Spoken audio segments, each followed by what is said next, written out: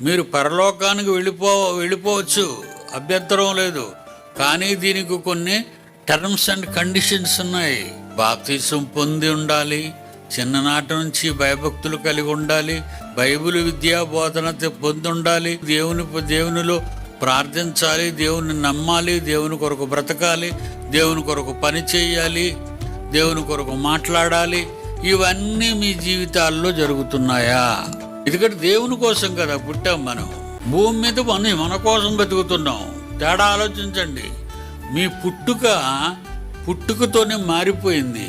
దేవుని కోసం తల్లిదండ్రుల గర్భం ద్వారా భూలోకంలో నిలబెట్టబడిన నీవు, అమ్మ నిలబెట్టదు, నాన్న నిలబెట్టడు. నీ తల్లి గర్భంలో దేవుడు నిలబెడితే బయటకు వచ్చిన నీవు దేవుని మర్చిపోయి లోకంలో మునిగిపోయి ఎవరి కోసం బ్రతుకుతున్నావో తెలియక అల్లాడితూ తిరుగుతున్నావు. నువ్వు ఎలా వెళ్తావు పరలోకం?